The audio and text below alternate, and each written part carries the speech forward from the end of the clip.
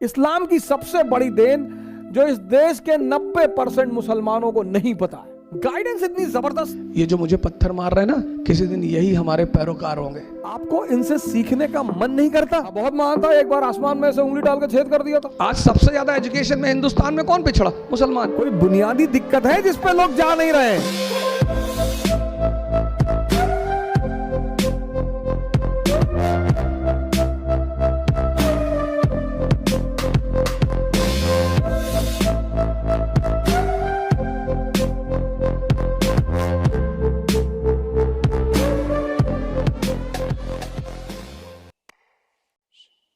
इस्लाम की सबसे बड़ी देन जो इस देश के 90% मुसलमानों को नहीं पता है। राजनीति में इस्लाम की सबसे बड़ी देन राजनीति में नहीं पता, वो है एनलाइटेंड एरिस्टोक्रेसी। ये इस्लाम की सबसे बड़ी देन है, एनलाइटेंड एरिस्टोक्रेसी। और इसमें दो नाम इतने महान हैं, एक अल हारून और दूसरा उसका बेटा अल मामून। सर पढ़िए कभी इनके बारे में। 90% मुसलमान औरंगजेब का नाम जानते हैं? इन लोग का जानते ही नहीं। औरंगजेब बड़ा बढ़िया आदमी था, चच्चा थे तुम्हारे ना। है भाई साहब, वो महान आदमी था। हाँ बहुत महान था, एक बार आसमान में से उंगली डाल के छेद कर दिया था, वो बाद में नासा वालों ने भरा। ये इन्होंने एक डिपार्टमेंट बनाया सर बगदाद में, बैतुल हिकमत। पर मुसलमानों से कुछ बोल दो, नाराज हो जाते हैं। संगी है, संगी संगी संगी है ये। हाँ, बैतुल हिकमत सबको बुलाया सर, पूरी दुनिया के विद्वानों को। ये इस्लाम की राजनीति को सबसे बड़ी देन है। Caliph system. जो आदमी एनलाइटेंड होगा वो स्पिरिचुअल हेड होगा और वही पॉलिटिकल हेड होगा। हजरत अबू बकर, हजरत उमर साहब की कहानियां सुनो सर। मुसलमान इसी को भूल गया। नेता चुनो सर, तुम दलित नेता चाहते हो ना, दलित नेता चुनो, अंबेडकर जैसा चुनो, कोई हारून जैसा चुनो। पढ़ो इस आदमी का इतिहास। लिटरेचर में कंट्रीब्यूशन, साइंस में कंट्रीब्यूशन, डेवलपमेंट में कंट्रीब्यूशन, पॉवर्टी में कंट्रीब्यूशन। नहीं वो आरएसएस वाले जो है मुसलमानों के पीछे 2014 में आए, 2014 में आए। उससे पहले की कंडीशन देख लो, सच्चर कमेटी की रिपोर्ट। अरे नहीं, वो आप नहीं समझ पाएंगे। और 1870 में एक किताब आई हिंदुस्तान में, द इंडियन मुसलमान। बड़ी इंपॉर्टेंट किताब, द इंडियन मुसलमान। और इस किताब जो है, इस किताब ने कहा कि 80% मुसलमान इस देश में पिछड़े हुए हैं, गरीब हैं। 80%? 1870 में तब तो आरएसएस नहीं थी, तब तो मोदी नहीं था, तब तो बीजेपी नहीं थी। 1206 से लेकर 1707 भारत में राजा कौन है? मुसलमान। इल्तुतमिश, बलबन, अलाउद्दीन खिलजी, मोहम्मद बिन तुगलक, फिरोज शाह तुगलक, बाबर, हुमायूं, अकबर, जहांगीर, शाहजहां, औरंगजेब।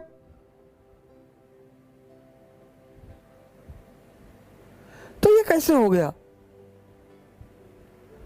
मैंने बड़े सारे मुस्लिम इंटेलेक्चुअलों से सवाल किया, मौलानाओं से कहा, मैंने कहा चाचा ये कैसे हो गया? नहीं वो जो है वो कुछ दूसरा मसला है, वो आप नहीं जान पाए। नहीं कैसे हो गया? तब तो ये लोग थे नहीं, ये कैसे हो गया?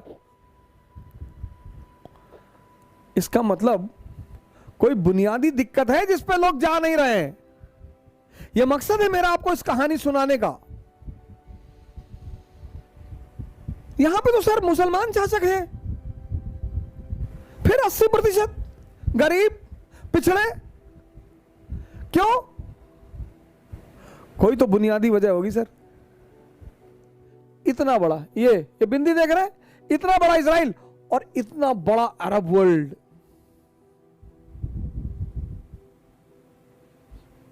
सर आपको शायद ही ये बिंदु दिखाई पड़ रहा हो। इतना बड़ा इजराइल और इतना बड़ा अरब वर्ल्ड। दुस्साहस देखिए इनका। आपको यह आकर्षित नहीं करता? आपको इनसे सीखने का मन नहीं करता?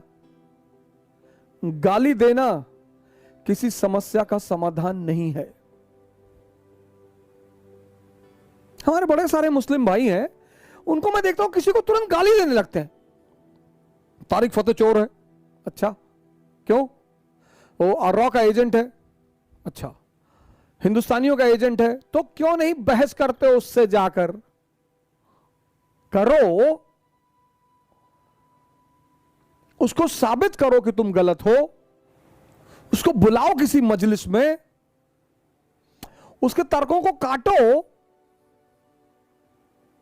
नहीं नहीं वो शैतान का आदमी है, शैतान इबलीस का आदमी। और जब भी तुम किसी को गाली देते हो तो एक बात तो स्पष्ट हो जाती है कि तुम उससे मुकाबला करने में सक्षम नहीं हो।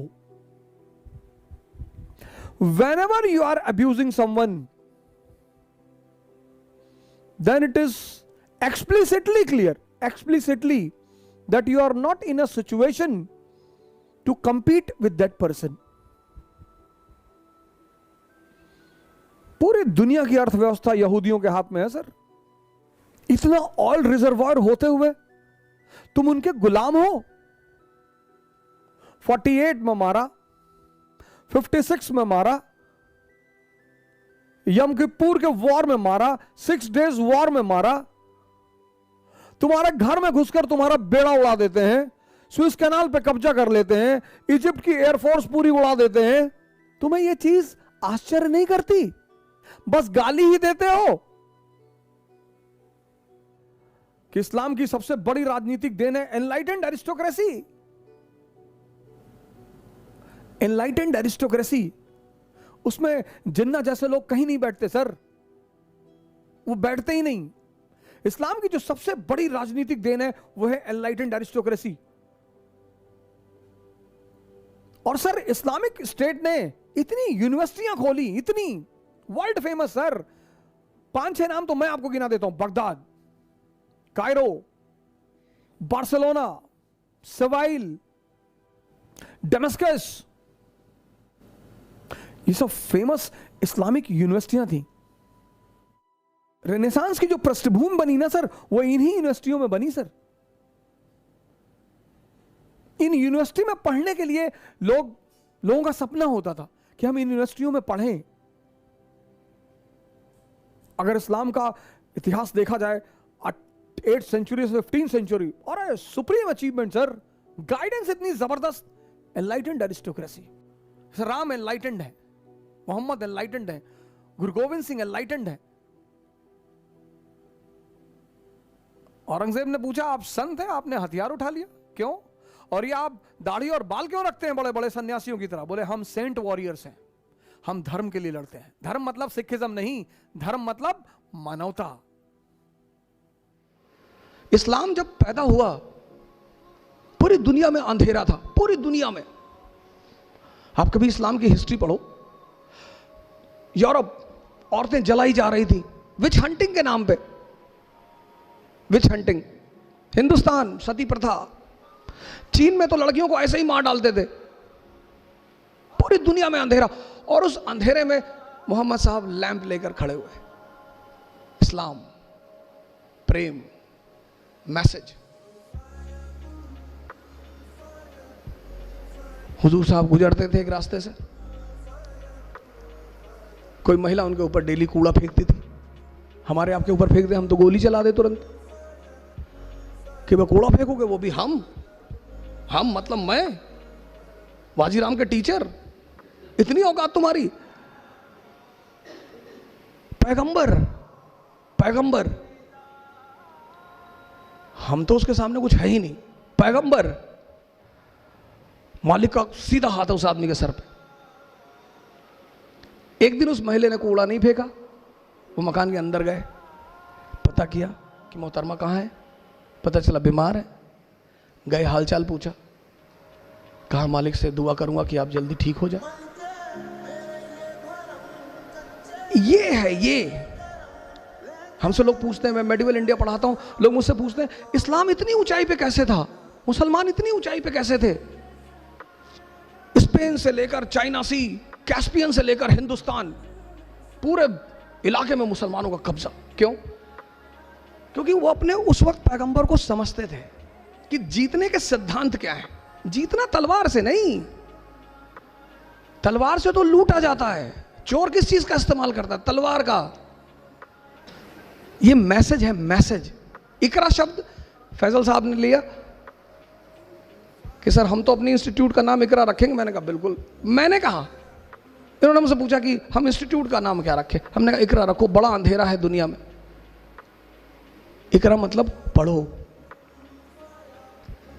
आज सबसे ज्यादा एजुकेशन में हिंदुस्तान में कौन पिछड़ा? मुसलमान। पैगंबर हमारा कह रहा है, हमारा, वो हम सब के पैगंबर है, किसी खास विशेष के नहीं है। वो कहता पढ़ो, समझो। तैफ शहर का नाम सुना होगा, काफी लोग बैठे हो तैफ, वहां के लोग हुजूर साहब को पत्थर मारते थे, गाली देते थे। जिब्राइल साहब ने हुजूर साहब से कहा कि कहो तो, तैफ शहर दो पहाड़ों के बीच में है, तो उन्होंने हुजूर साहब से कहा कि कहो तो दबा दूं। अरे बोले नहीं, जाने दो। ये लोग ये जो मुझे पत्थर मार रहे हैं ना, किसी दिन यही हमारे पैरोकार होंगे।